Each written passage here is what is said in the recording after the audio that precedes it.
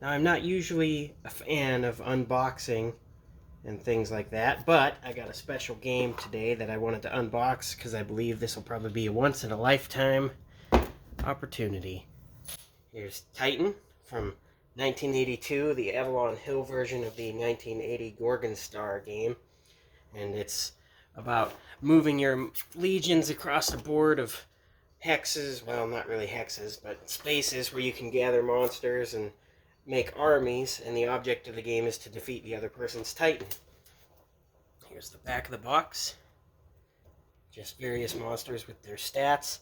The 1982 version of Avalon Hill takes what Gorgon Star did in 1980 and adds in the Battle Lands expansion and adds ranged attacks and things like that.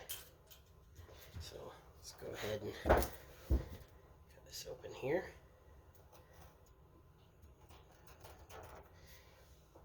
The game was also later released in 2008 by Valley Games, and then in 2011 it was put onto the iPad.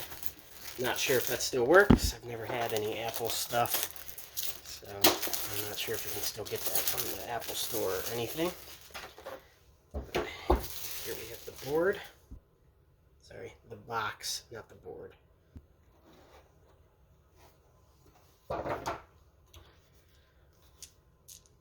4 dice. Here's the rule book. Quite immersive rules. When I played it one day, it took me like an hour to read the rules, and by that time, my friend was ready to just be like, we played. Let's just say we played. Here's the Battle Lands, which is a unique aspect of this game where the places you fight are actually represented by different sheets of paper here. Swamps, tundras, tower, desert, plains, etc. Something interesting else was that Avalon Hill had a magazine called The General, where they actually released some printable, I don't know if they were printable back when it was released, but they're on Board Game Geek in the files section, some alternate battle lands that just mix up the maps a little bit, jungles, towns, etc. And then here, the token sheets of some of the monsters.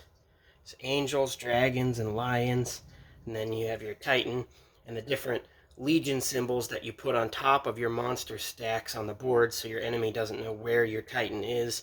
And during the game you can shift around your armies, mix them up, and keep track of your own stack where the Titan is by remembering which of these symbols you put down. And here's Dormammu to inspect.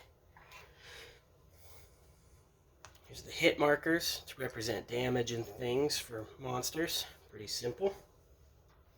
Here are the teal, or green, I guess, Titan team encounters, behemoths, more angels, and cyclops, or as the video game Dragon's Crown would call them, cyclopes. Here's yellow, really ugly mustard yellow.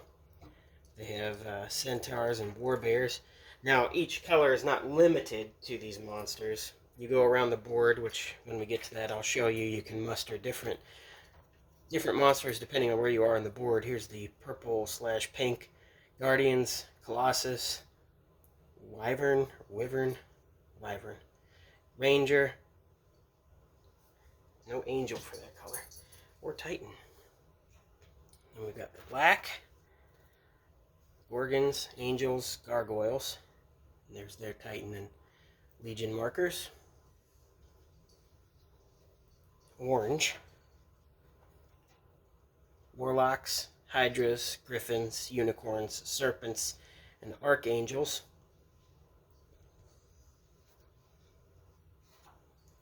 Brown, Ogres, Angels, Minotaurs, and their team symbols and Titans, Legion markers. Blue, got Giants, Angels, Trolls, They're Titan and Legion markers. And the thing that I really love about Titan is that each monster is unique in some way, pretty much. They have different weapons, different amounts of like spikes on there. It's nothing too drastic, but just different ways of stand, because each of these little chits was hand drawn when the game came out. And I'm going to not try and pronounce the last name of one because I'm not sure if it's French or not. I think it's David Trampier. Well, I'm not going to try and pronounce it. Attempts to pronounce it. And then we've got here the actual board for the game. And this is where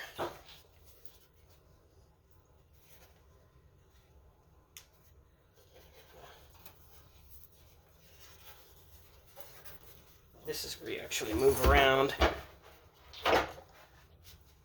and muster your units.